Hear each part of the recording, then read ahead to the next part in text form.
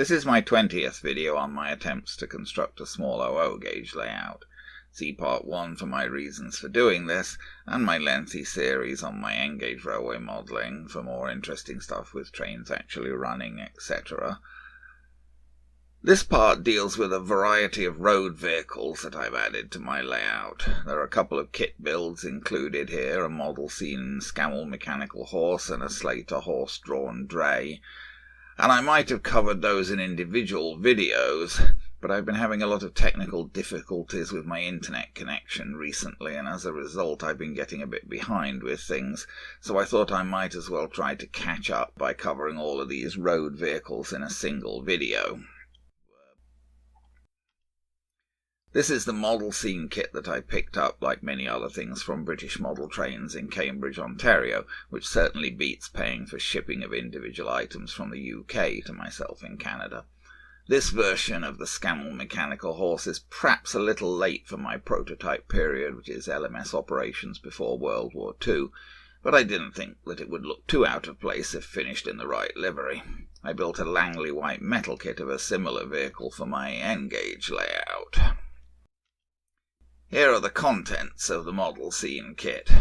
The kit does include decals. These are intended for finishing the vehicle in British Railways livery, but they do usefully include period number plates and the Scammell logo.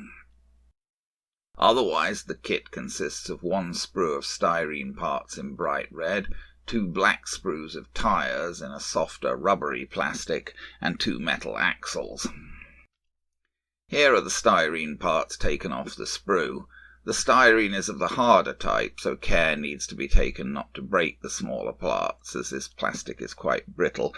There was little flash. This is the chassis of the tractor seen from the bottom. I've glued in place the small exhaust seen at centre right. This took me considerably longer than you might expect, as I couldn't tell from the instructions where it was supposed to go, so I spent quite some time looking for pictures of real vehicles to see if that would help, which it didn't very much. Finally, I ended up fixing the exhaust where shown, based simply on the fact that it seemed to fit best there.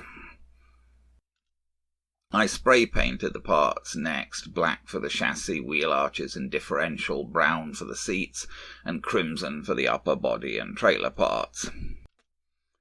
Then I glued the seats to the chassis, and then the cab over the cab area. Here's the bottom of the tractor. You can see that exhaust again. The tractor has 3 wheels. The black tyres are pushed onto the wheel hubs, making a tight fit. The differential slides onto the front metal axle. Then the wheels are fitted onto the ends of the axle, and the axle is popped into place on the chassis.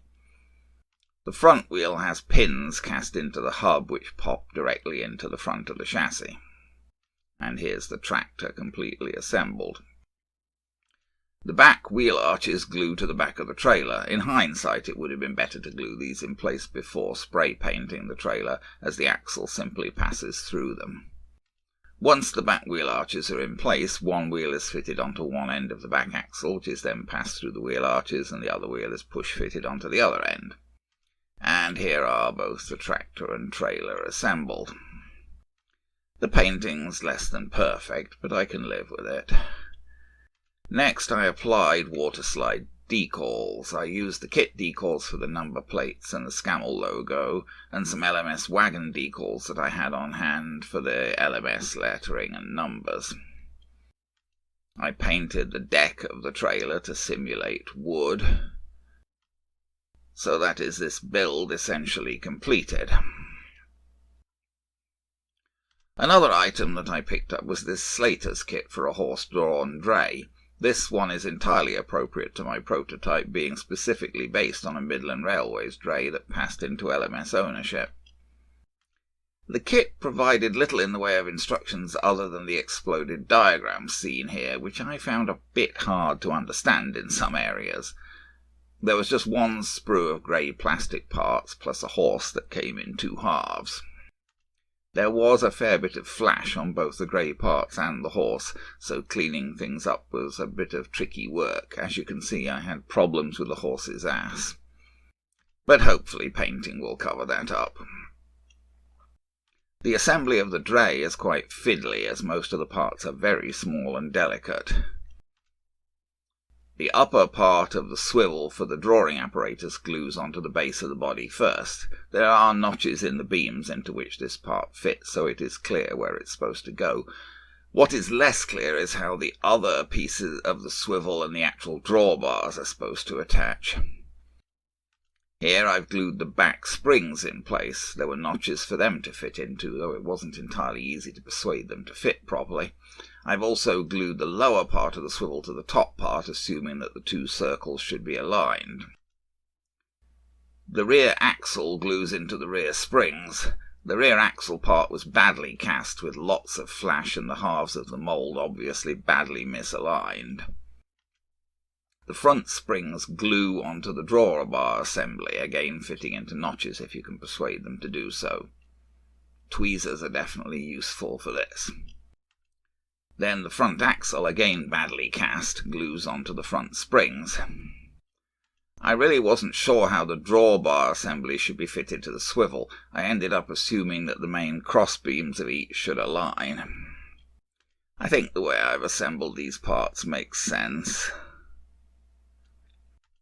Then the wheels go onto the ends of the axles. Given how badly cast the axles were, this was tricky. I had to both enlarge the holes in the wheels and cut down the pins on the axles. The front wheels are slightly smaller than the back wheels, so it's important to distinguish between them. The drawbar assembly needs to be gently bent upward at the centre join in order to connect correctly with the horse. I wanted some seated figures, principally to provide drivers for road vehicles, though some will eventually end up on station benches as well. It wasn't that easy to find suitable seated figures. This set from Slater's was the best I could find, again bought from British model trains. The set consists of 3 circular sprues of figures. The 3 sprues were identical, except for the missing bit of sprue, so there were only 7 types of individual figures and 1 couple. I had picked up a number of Oxford die-cast road vehicles. Most of these came as an order from the UK, as I wasn't able to source the period vehicles that I needed in Canada. Here are the Oxford vehicles out of their boxes. They come in little display cases and are held in place by screws. From left to right, back to front, the vehicles are Austin 7 van, Alvis Speed 20, Morris 8, Austin 7 Saloon, Daimler hearse, Bentley blower, Austin 18 ambulance, and BSA M20 motorcycle with Royal Mail sidecar.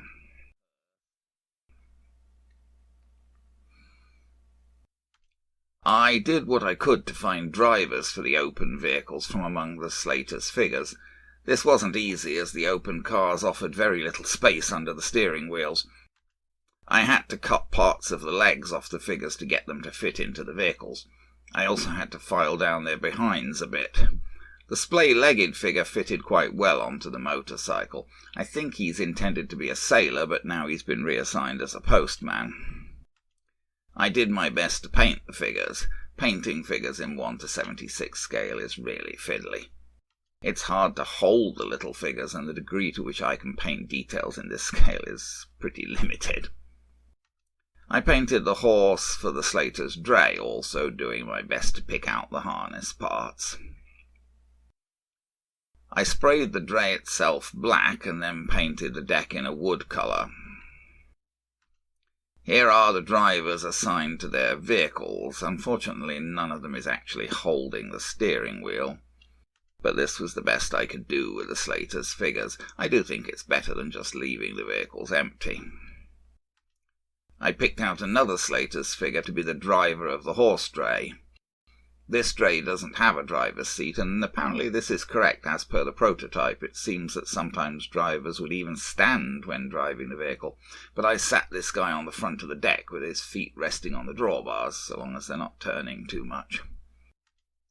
I also picked up this ratio set of drums, sacks and pallets in hopes they could serve usefully as loads. The set provided 2 sprues for a total of 4 drums, 30 sacks, and 6 pallets. Not really the greatest value for $10.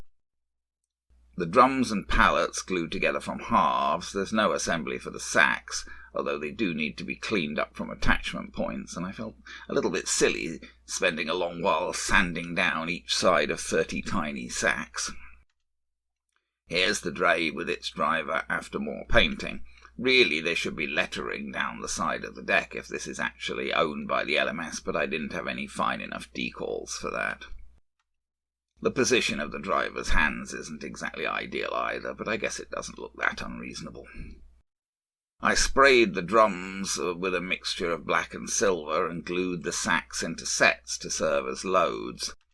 I made the sacks up into 3 sets of 8 and 1 set of 6. I used a mixture of thin black and brown enamel to give the pallets an aged wood effect. I also picked up this model scene set of bicycles with a stand. I figured there definitely should be some bicycles in my little village. This set was fairly straightforward.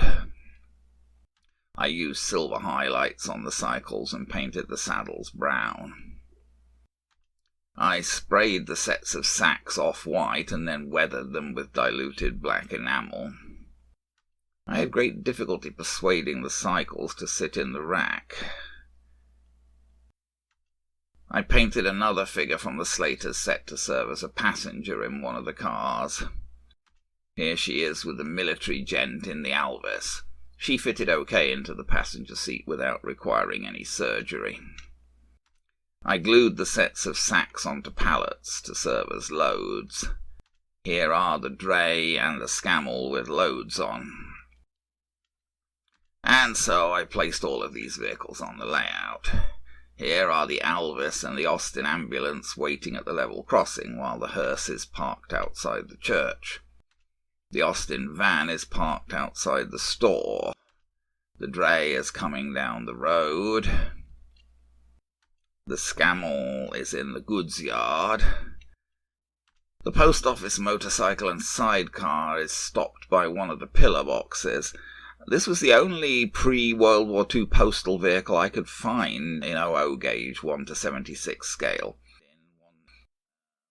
I was looking for a post van, and Corgi makes some, but they're not they're in too big a scale, something like 1 to 50, so seems like nobody makes a pre-World War II post van, so I had to settle for this motorcycle and sidecar. In the background you can see some coal men by the coal office, which is built from the Super Quick kit.